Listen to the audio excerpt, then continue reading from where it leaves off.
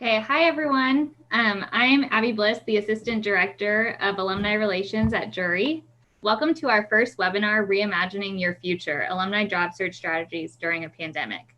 We're excited to have three career experts join us today, Emily and Mary from the Career Planning and Development Office, as well as Karen Shannon, a 1982 graduate of Jury and a 1983 MBA graduate of Jury, and Vice President of the Business Consulting for business consulting for Alice, Akers, and Arnie. Today, they'll provide tips for your job search, preparing for an interview, share resources on where to find jobs. In about 24 hours after the webinar, we'll share a recording of today's event as well as additional resources for you during your job search. Let's get started. So as Abby said, we're so excited that you were able to join us today for our first ever webinar. But before we get started with audience questions, we wanted to show you the Alumni Resources page on the Career Planning and Development website.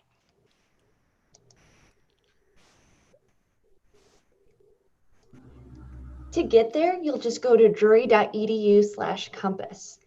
And then you'll see other visitors on the side, and you can go to Alumni in the drop-down menu.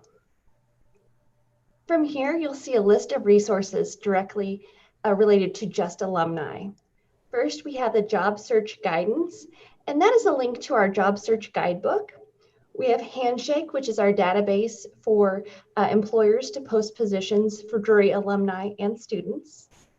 Information on interviewing, which links to our database called Big Interview.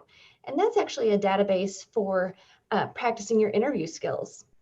We have information on networking, graduate school prep, career assessments, and finally our alumni resource guide, just some information that we put together for alumni that are in the job search. And now we'll get started with the audience questions. Our first question is, what do I need to do to prepare for the job search? And how can I stand out to employers at this time? Karen, would you like to start with this one? I'd be happy to. Hello, everyone. Glad that you're here today. You know, with COVID, I think the first thing is to be aware of the numbers. So a position in the past that might have resulted in 50 applications is today potentially bringing in 400 to 500 candidates for that same type of position. So I think it's so important to understand if you are in a job search, it's going to take a lot more connections, a lot more applications to see activity. So, you know, I was sharing with my nephew who recently relocated to St. Louis in his job search. If you have a 5% response rate, you can see that you're going to have a lot of additional applications to even generate 5 responses. So first of all, know the numbers. Secondly, I want to share with you a particular interviewing model or style that a lot of employers use, and it's behavioral-based interviewing, and you may already be familiar with it. I know in my career 25 years ago when I started interviewing candidates, this was not the model that we used. It was more situational, and I'll kind of explain the difference. In situational interviewing, you're asking questions like, how would you address? What would you do if? It was really future oriented. And statistics have found in years and years of research that candidates with high cognitive abilities do extremely well in the situational interviewing. But those of us who hire candidates, we've got candidates that did a great job in the interview. We hire them, they come on board. Performance is nothing like their interview. And managers are saying, well, what happened to the person that I interviewed? So behavioral-based interviewing is totally different. The whole premise of behavioral-based interviewing is past behavior predicts future performance. And so as a candidate, it's going to be really important that you focus on your past performance and competencies and skills, and that you're able to tell a story to the interviewer. And so, for example, I'm going to take a look at that job description or the job posting. And the first step is to identify competencies related to that position. So that could be sales ability, persuasiveness, decision-making, leading high-performing teams, organization. And then once I look at that job posting or the job description and I identify some of those competencies, I want to think about my past experience. and I want to pick out stories that I can share with that interviewer. And it's going to be really critical that they are very specific stories. So not in general, not what I typically do, but pick out a particular scenario with a coworker, with your manager, with a client that you can share. And here's what you want to share. You want to talk about the situation that was occurring. You want to share what you specifically did in that situation, what you said and did. And then most importantly, what was the end result? And here's what happens. Even if the company, even if the interviewer is not using behavioral-based interviewing, if I'm the interviewer and I'm asking a question and that candidate is able to tell this story specifically tied to a skill that we're looking for, and I can see how they were successful or sometimes unsuccessful, but they can tell me what they learned from that. Wow, that's going to make a difference.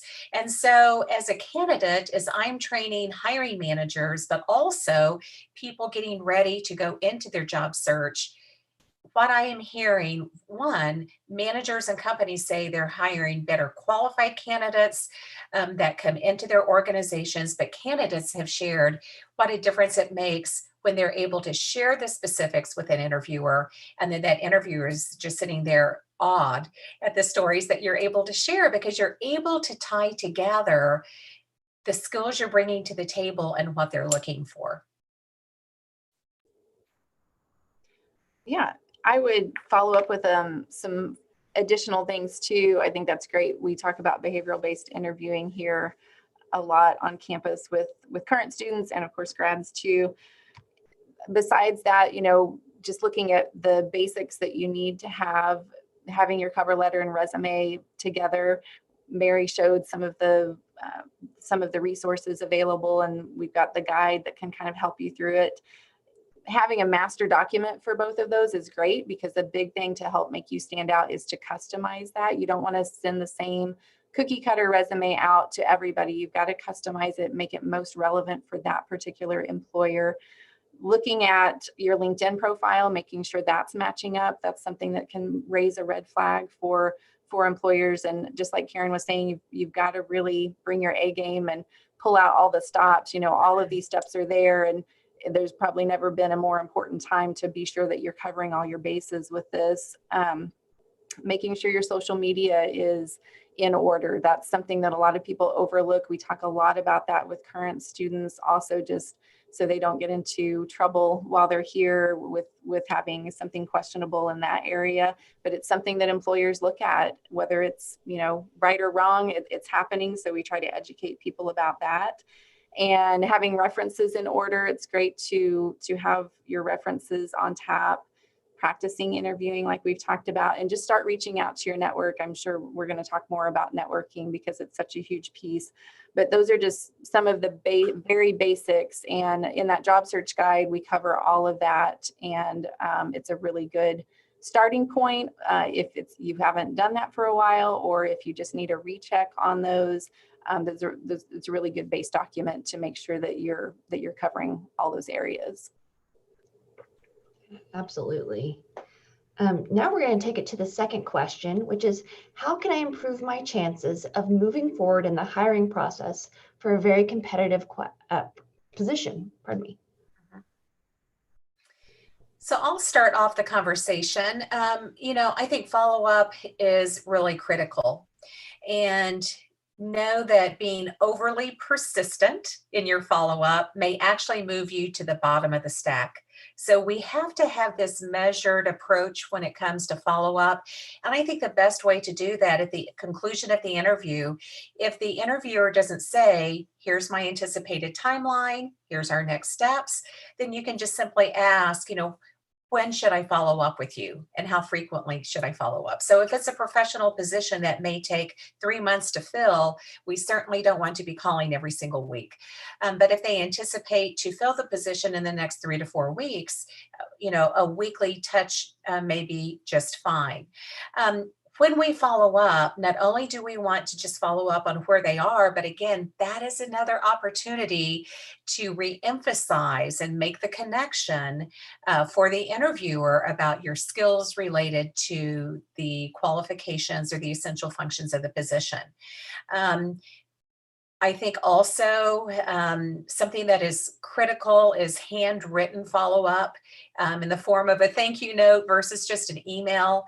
You know, a lot of people don't do that anymore. And I will tell you that it does make a difference to the interviewer when you get that letter or that card that is someone has taken literally 3 minutes to handwrite a thank you note. It is significant and it will make a difference. So, think about that as you're thinking about different strategies in your follow-up. And we're big proponents of thank you notes as well, and timeliness, getting those out. Also, I don't know, Karen, if you agree, but we always say within 24 hours to get that out.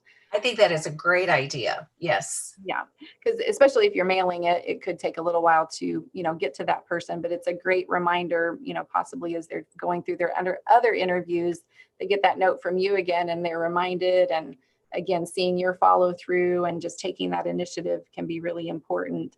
Other ways I think to help you stand out would be, researching the organization. I think that's part of in the process. These are just things that we hear from employers and I'm sure you hear it too, Karen, just that sometimes people don't always know that much about the organization, unfortunately. So showing that you've done research, not just, surface level, but really showing that knowledge and just taking initiative on the job is something that we get some feedback from. Actually, our jury interns always get great marks. The only thing that they get marked down a tiny bit for is kind of that initiative area. And I think it's important for people of any age to really show an employer some examples, again, in that behavior-based nature, how you take an initiative. Right. And that can really help you stand out as a candidate, and showing those examples can be really meaningful. Yeah. And just to kind of tag on to that, Emily, I had a candidate recently that had gone to our website, and this was not for a client, but our own company, and had looked at our purpose statement and value statements. And then in the interview had tied his experience to that. And that is so impressive. And then when it comes to, again, the past behavior predicts future behavior, when someone is responding in that 24 hours, that tells me as a hiring manager, this is how they're going to respond to our clients. Again, those behaviors are indicative of their performance that I can anticipate when they're on board working with our clients. So I thank you for mentioning the 24 hours. I think that's really important. I was going to reiterate too that doing your research and learning about the company shows the hiring manager that you want to be part of them and you want to be there, which is so important, especially now. Yes. And our next question is, how can I find current job openings? So probably, the standard way everybody thinks to find openings right now would be to go online, which is great because it's so easily accessible. And that is true in part, I would say. So there are a lot of sites. I think on our website, we have some of our favorites listed. I'll just run down a few of those right now. I mean, Indeed is honestly probably my favorite right now. Karen, I don't know what you think about that, but I think for Mary and me, our favorite is Indeed because it's a good catch-all. Mm-hmm. Also, LinkedIn has a job posting section. Of course, Handshake, like Mary mentioned, that is our new database system that both students and alumni can be a part of. Glassdoor, ZipRecruiter, Career Builder, you can only look at so much a day, I feel like. So you might want to cut yourself off. I don't know if you need to look at all of them. Depending on what you're looking for, you might kind of, once you start looking, you might realize, okay, Career Builder doesn't really have a lot in my industry or, a lot of what I'm looking for. So, or you can sign up for alerts. We do always caution students and grads to be very proactive though. A lot of these sites lead you to think like, oh, you could just post your resume and wait for people to come to you. Well, that's not really going to be happening right now, or really, honestly, any other time. It just, you've got to be proactive about it. There's some other sites like if you're looking in the Springfield area, and this may hold true in other areas too, but the Chamber of Commerce has a member job posting section that I like. The state, all states have a job posting system with professional level jobs, or varying different levels of positions. There's usajobs.gov if you're looking at federal or things like that. But honestly, word of mouth is best. Thinking about reaching out to your network. We talk about the hidden job market. Reach out to some trusted contacts that you have. Let them know that you're looking. And I think we'll probably get into this as we talk today, but really, letting your network know that you're in the search, because that's how people can help you. And sometimes jobs don't even get posted. Right. It's just all about connections. Karen, I know you've got some stories with that. Yeah. You mentioned LinkedIn. For a lot of our clients, that is the primary go-to now. It's been kind of interesting to see the shift from some of the traditional job boards to LinkedIn. And we do a lot of contacting passive candidates. And what I mean by that, they are not looking for a position. And so a lot of organizations are turning toward recruiting passive candidates. So if you are in the job market, not only are you competing against others that are looking, but now you're competing against those that are not looking. And that's why your networking is so critical. And it's important to continue that networking even once you have a position, when you're not looking, because when you are ready to look for a position, that network is going to be really, really important. And I know in the day of COVID, sometimes the question comes up, well, is now the time to network? I think a lot of people were looking for a reason to get back to normal, whatever that is. And so when I have an invitation to connect for, a quick coffee first thing in the morning virtually, I appreciate those invitations, to do that. And just, I get the question a lot. I want to network. How do I go about it? And what do I say? And so, one of the suggestions that I have when you call someone and invite them to a virtual coffee or 15 minutes out of their day, don't focus on your needs of what you're looking for, that you need a job, but invite them just to get together and talk about how they got started in their career, what changes they've seen in their industry. What advice do they have someone that may be interested in that type of position or their industry? And I always recommend when you wrap up that networking session to say, how can I help you? What can I do for you? How can I be of assistance? Because then they tend to reciprocate and say, well, what can I do for you as you wrap up your conversation? And that's the point that you can say, well, I'm looking for a position, or if you can connect me to someone else in the industry or someone that you think might be helpful for me to continue learning about the industry. So I tend to not focus on the immediate need of looking for a job, but one of learning, one of gathering information, and again, just making connections.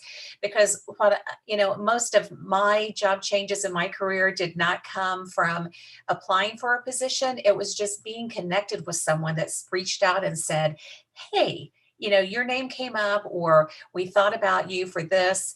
And it's through those connections that so many job changes occur, rather than going out and engaging in an active job search, which is critical and it is necessary in many situations. But if you continue your networking even after you're employed, it can reap great benefits later.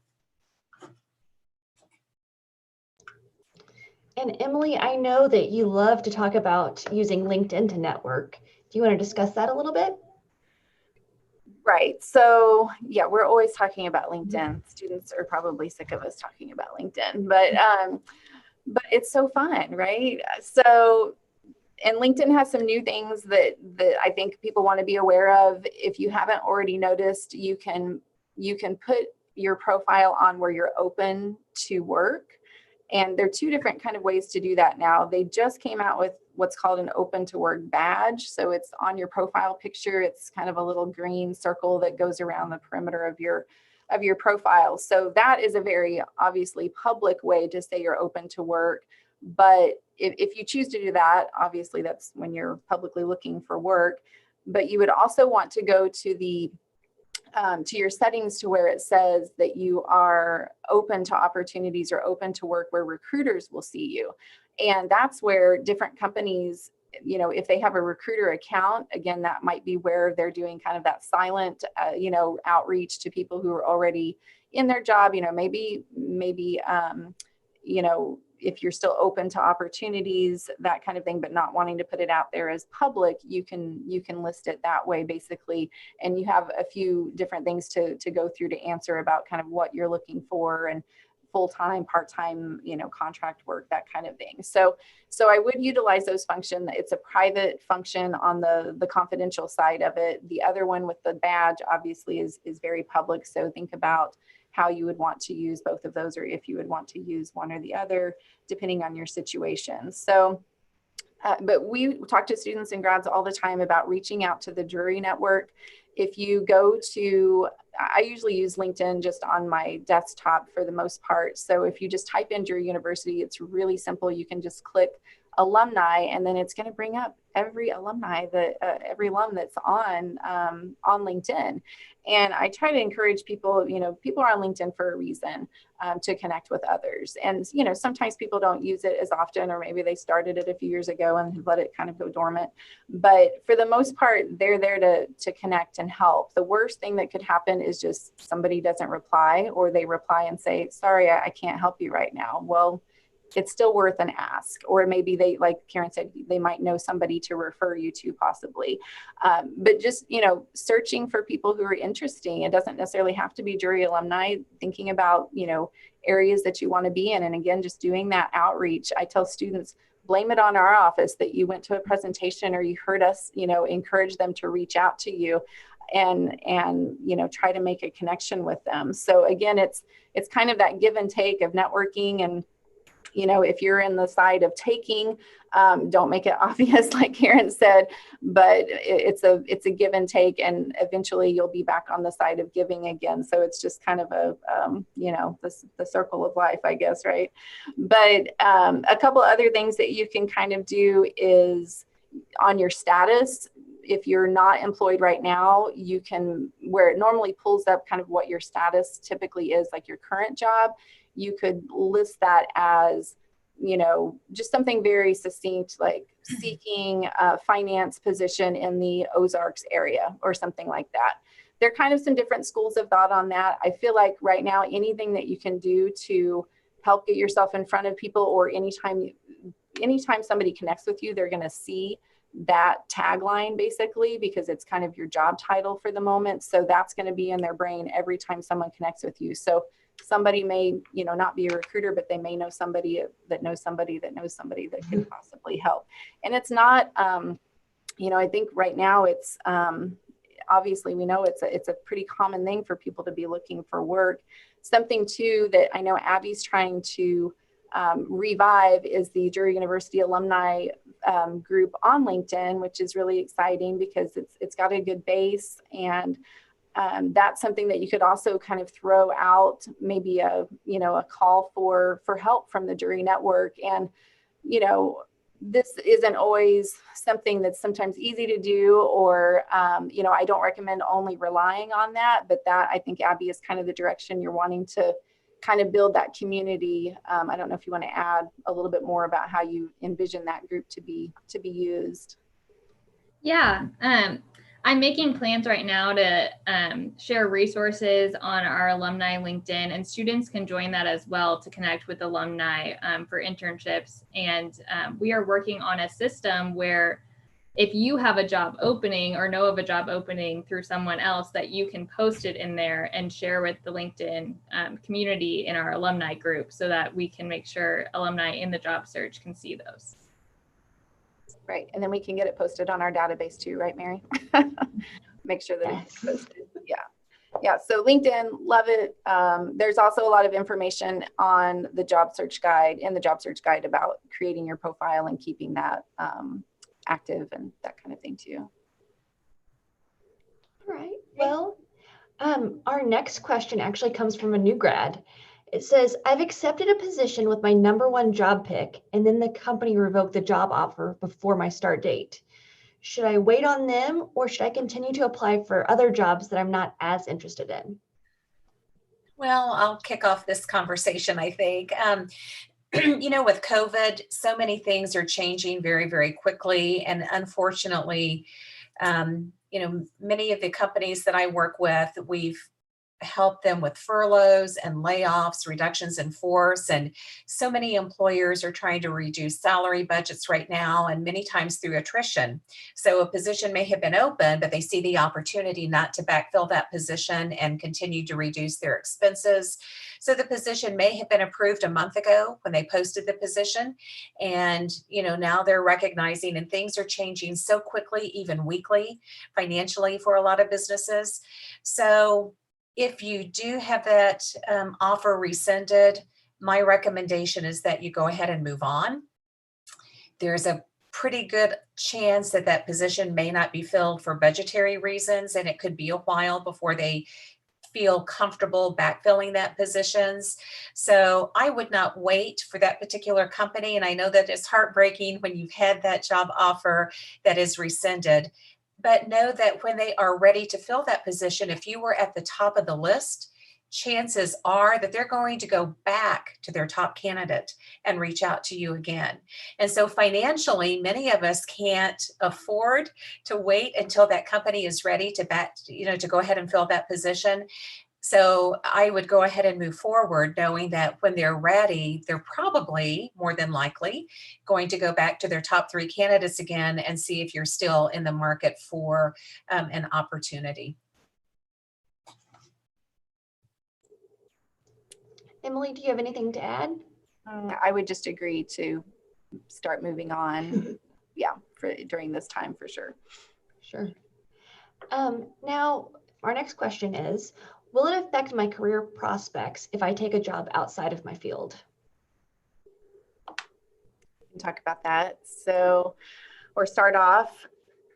So I would say, this time kind of reminds me a little bit of that 2008 to 2010-ish time that a lot of us went through. And I feel like employers really were pretty understanding of that time, of people kind of pivoting and taking on different positions and doing different things. So I feel like they'll respond the same way when looking back, say in 5 years to, oh, why are you doing this? It's not going to be totally unheard of because everybody will remember 2020, right?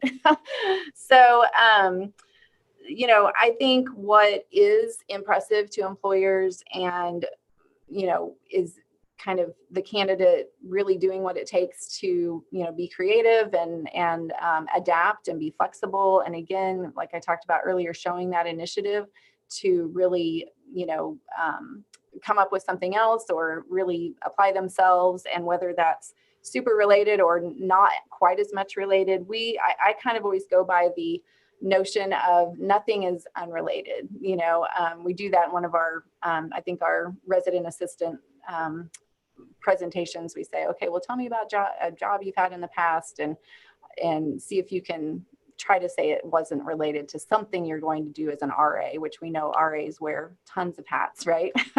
So just thinking about, really in any economy, most of the time people do not get their dream job right outside of college. So, just knowing that, in any economy, that's not really commonplace. So just looking for ways to use your strengths, I think, is important, and looking for those transferable skills that you'll be able to gain, paying attention when you're on the job, like Karen was talking about those success stories, thinking about that specific situation with that customer or that client where you can bring those skills and build that. Every job is a stepping stone and you're building this foundation.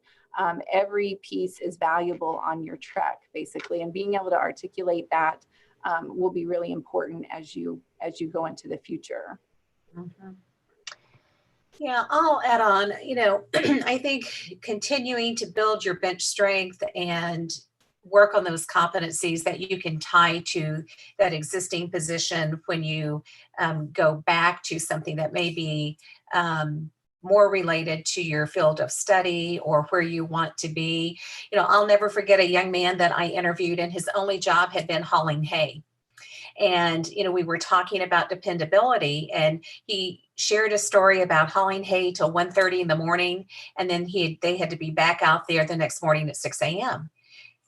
He didn't have, what I would consider traditional experience to go work for this bank, but that dependability, the story that he shared about, being back at work about 5 hours later, being on time, was so impressive to me, related to skills that would be desirable for the position he had applied for.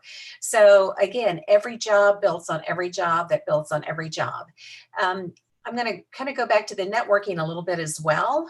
When we were talking about LinkedIn, one of the things that we're trying to get the members of our teams to do is to use LinkedIn to, again, make those connections, to post relevant things. So if you're doing something even outside of your field, but it's related to volunteerism, related to the industry that you want to work in, connect with people in that industry, post. You don't even have to create, for some positions, and some people like to write and like to write articles for LinkedIn and publish those.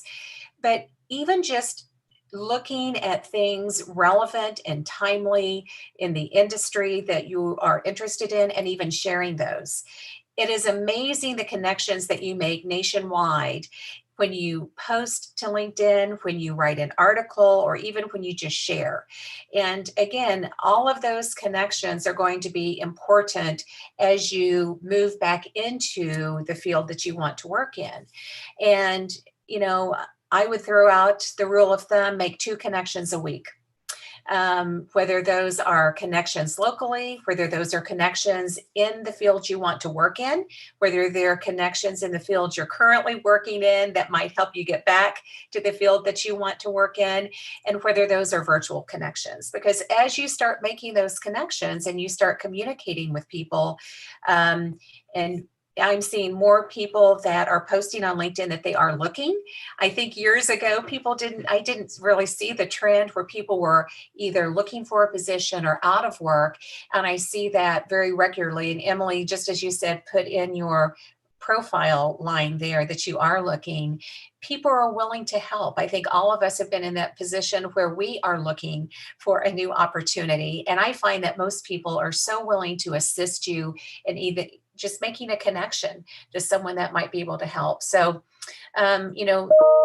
taking a position outside of your field, I think, is great, because that will, you could make the connection for the interviewer about skills. But again, think about the connections, the networking in the meantime to help with that.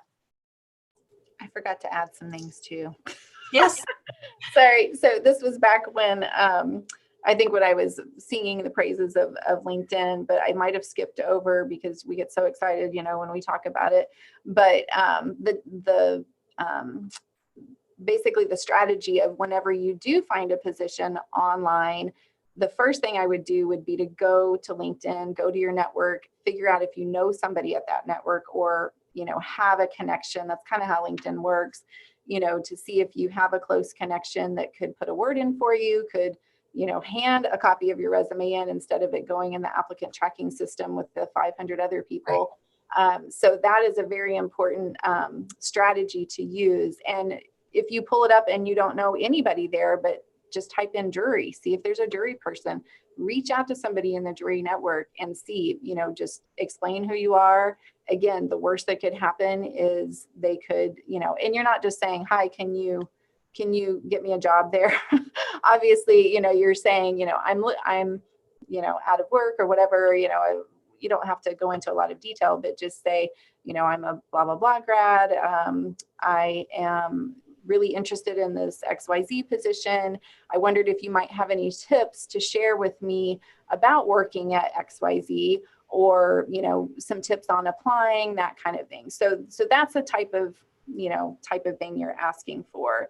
And then one last thing, I think to just reiterate, once all of the restrictions are lifted, it's great to be able to network online, but I know Karen agrees too, like the in-person factor of networking is something that's always super important. So, but people are used to doing this now. You're getting more used to, being on Zoom and phone calls and Skype and all that. But in the future, we'll be going back to kind of that mixture. It's important to put both of those skills to work. Yeah. Yes, and before we move on, I just wanted to say the Jury LinkedIn network, it's so great. If you're not a member, please join. I know Jury alumni as well as Jury faculty and staff are always here to help, and we want to make those connections with you. And thank you for that reminder yesterday. I just joined yesterday. So I'm excited to see what's out there. Yes.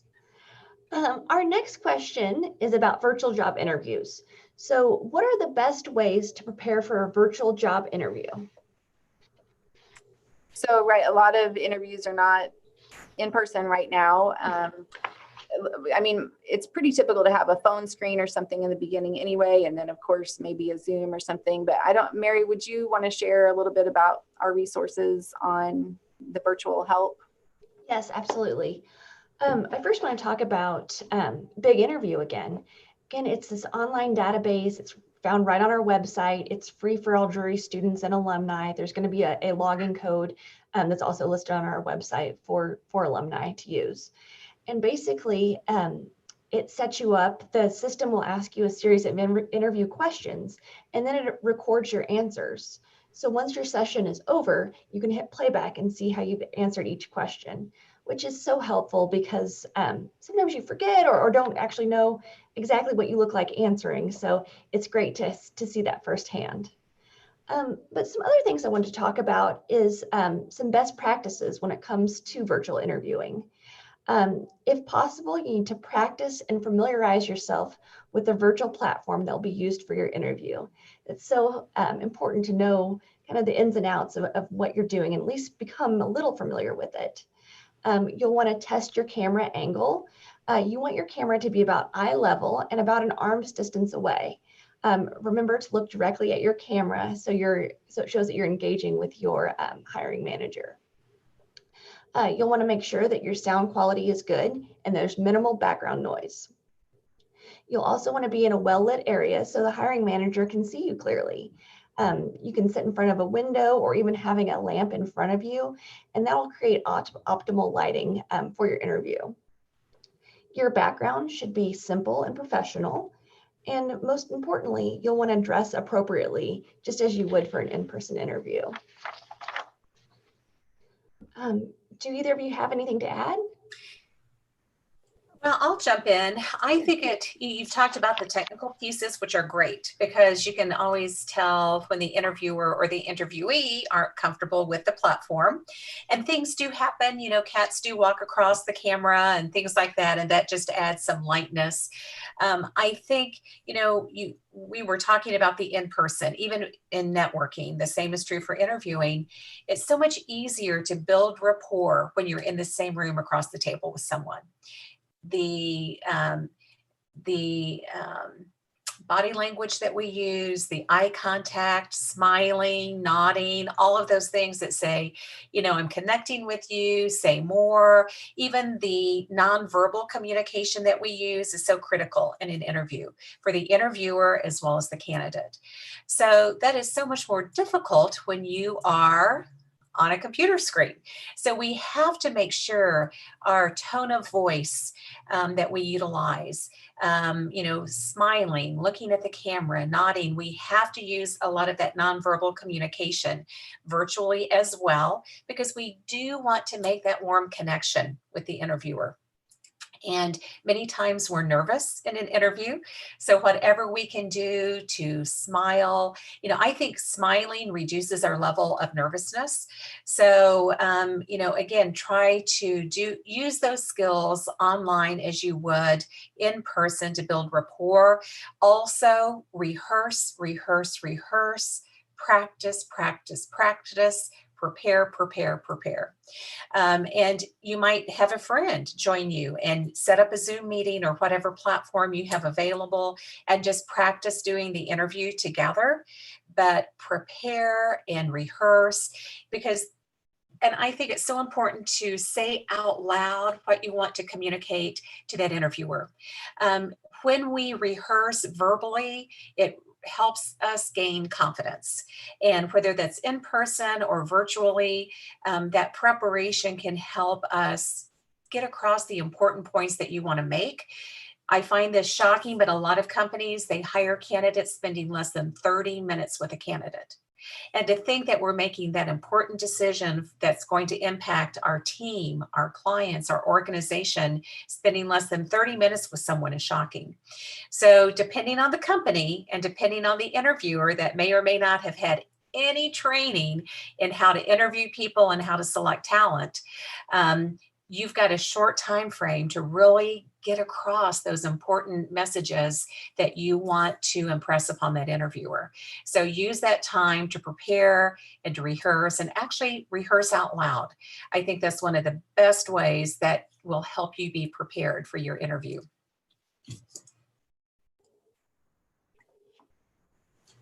We couldn't agree more. Just the more you practice, the better it'll be. Our next question is, with the competition in the market, it seems important to be brief and get recruiters' attention. Would you recommend a 1-page or a 2-page resume? Oh, I'll jump in with this one. I think a lot of it depends on your years of experience that you have to share.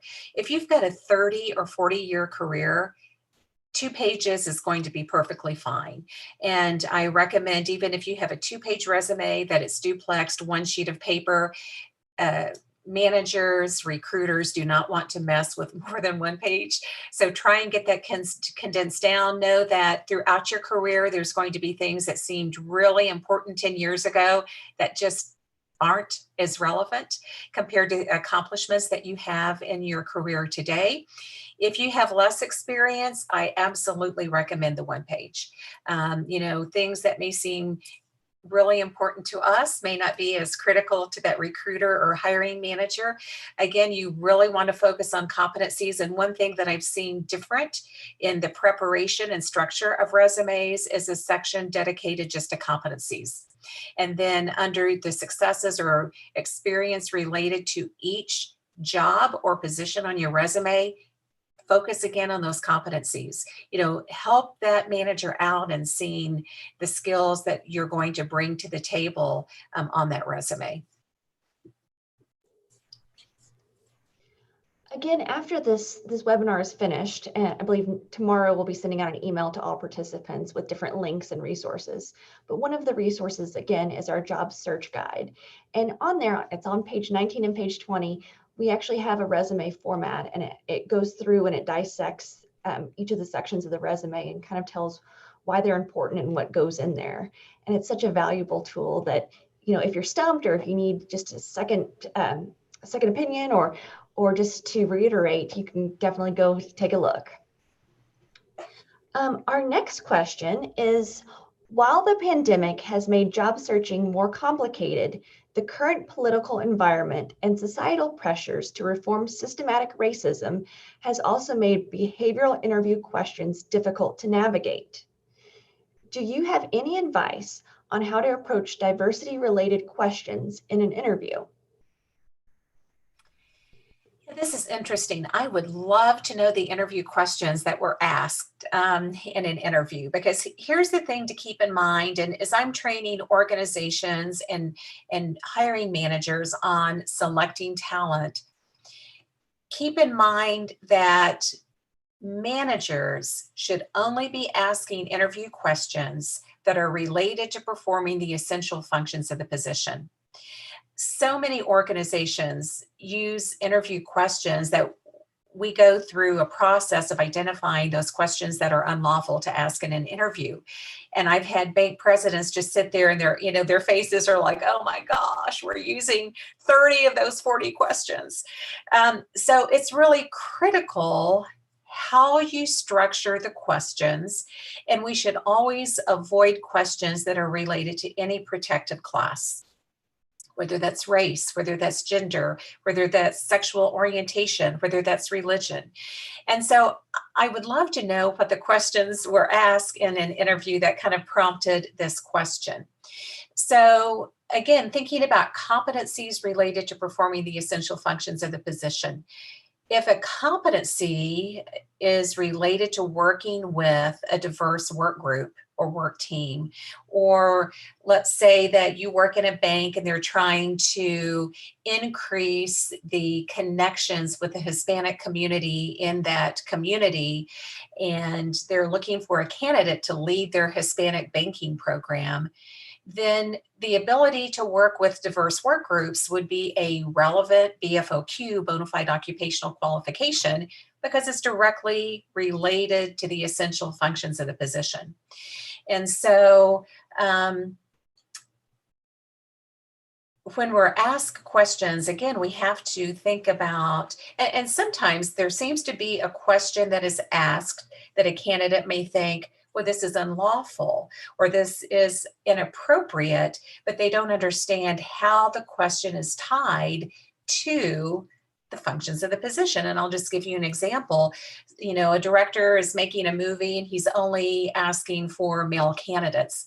What he fails to say, and he's only looking for white candidates, but he fails to say that this actor is going to portray Abraham Lincoln. Abraham Lincoln was a white male. Makes sense that he's only going to be looking at white male candidates. So we have to make sure, I guess, as we're thinking about how we respond to the questions, again, we want to tie it back to our experiences, competencies related to the question at hand, and how a past experience might help you work in the environment that the interview question is structured around. I don't know if that gets to the heart of the question. That's why, again, I would love to see the actual question, interview questions that were used. It might be a little bit easier to address the question. Emily, anything to add to that? Well, I mean, I think that sounds great. And then I think whenever, anytime if it's networking or answering questions in an interview, we tell students to be very careful about, bringing up anything controversial, really. So, if they're pressed for this type of question, I would still be, obviously very neutral. And again, focusing on your experience and your past performance.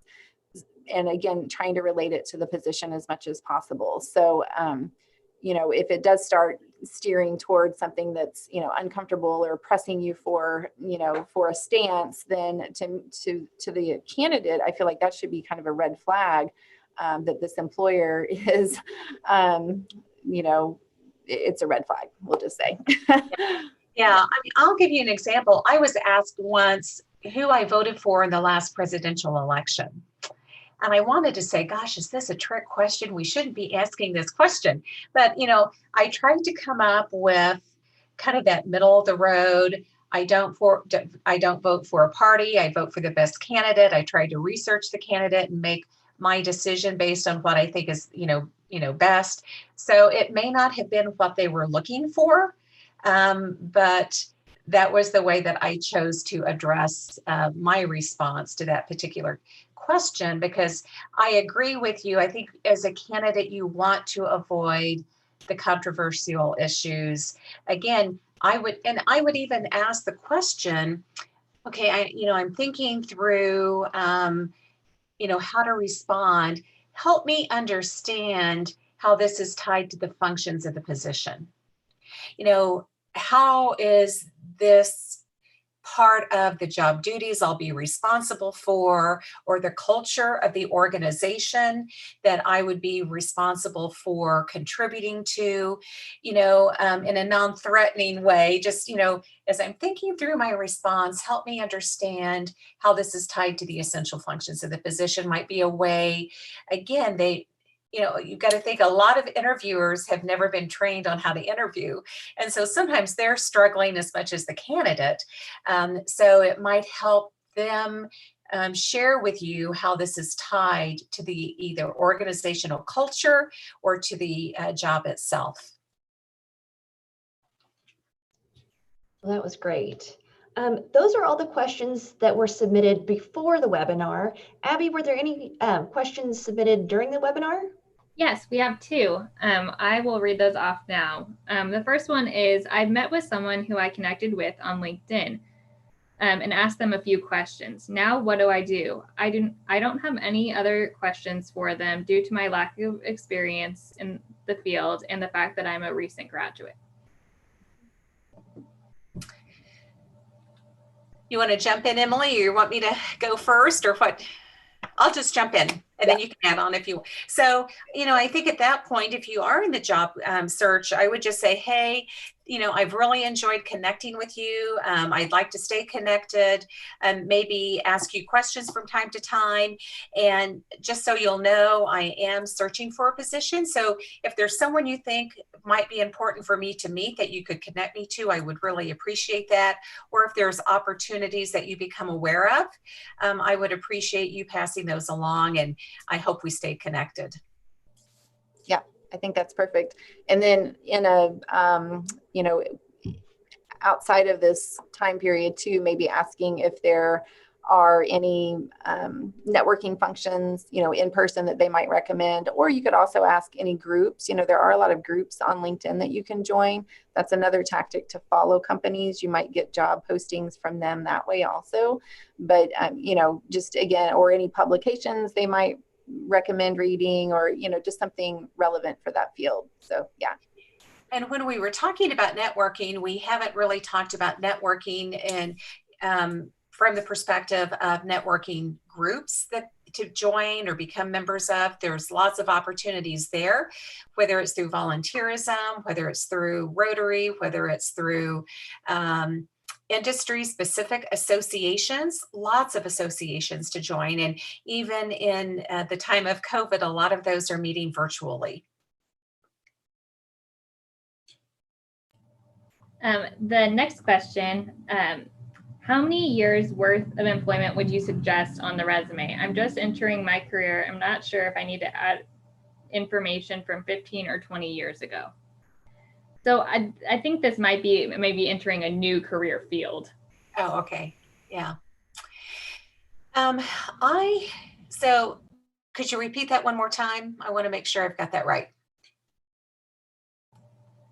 How many years worth of employment would you suggest on a resume? I'm just entering my career and I'm not sure if I need to add information for 15 or 20 years ago. And again, I think it's career field. Yeah, right. Okay.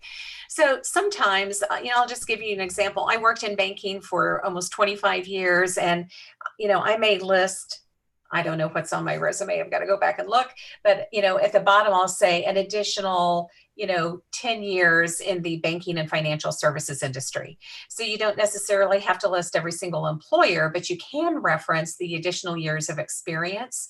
But I like, if I've got someone that's been in the working industry for, 20 years, 25 years, 30 years, I want to see it. I want to kind of see what the experience is, because it helps you as a hiring manager see the progression of the career. When I see someone that started part-time in college as a teller and they moved to a personal banker and then they moved to see all the different parts of that industry that they've worked in. So, we only have so much space realistically on the resume. So I think you can reference, additional experience in this, it might be a different industry or even in the same industry. Emily, what do you think? So I feel like as far as thinking about some of those past jobs, maybe you don't have the room to take up a lot of that space. And so a lot of times and especially if you're kind of a mid-career changer, or something where sometimes I'll recommend just listing basically the nuts and bolts of kind of what you did and the dates versus going into lots of detail, because a lot of times, your other more recent experience has basically superseded, what you did say 20 years ago. So you're still listing that and getting credit for it, showing how you've come up the ranks and that kind of thing. So I do like seeing that too. And, sometimes just if you don't have the space or it just doesn't make sense, I think that's where supplementing with your LinkedIn, maybe you could list that on your LinkedIn and have your link on your resume to that, to where people could see more. You could sometimes reference it on your cover letter. Just know that sometimes not everybody completely reads your cover letters too, but we always recommend doing it. Again, that's something that can help you stand out in the good way. So yeah, I mean, I think there are different ways to kind of be creative about it, like you were saying, and still showing kind of that progression and getting credit for it. I know kind of a general rule of thumb a lot of times is kind of like a 10-year thing, but we always kind of have that caveat of, unless it's, you know, some things that are really relevant that you really want to include on there. So I think that's the big key with resumes, is that, you know, you've got to understand that, you know, again, you're up against so many different people, and they're only, you know, I don't know what the latest stat is, but it seems like it's always like, oh, they're looking at it for 30 seconds or 1 minute, whatever it is, it's ridiculously small. So you've got to think about getting your most important information. I talk about it being like your greatest hits album, basically. So you want to put everything that's most relevant and the most interesting to them on there in the most concise way possible. Really easy, right? Much easier said than done, but it's something to strive for sure. Absolutely. Well, I think that is all of our questions we have for today. Do any of you have any final thoughts to share with the audience before we close today? Well, I will share that, you know, job searches aren't always easy. And as I was making a transition to consulting, I remember walking on the walking trail around Springfield Lake thinking, oh, am I making the right decision, and what's my next step? And I tried to just visualize something incredible that was going to happen, but I had no idea what it was going to be.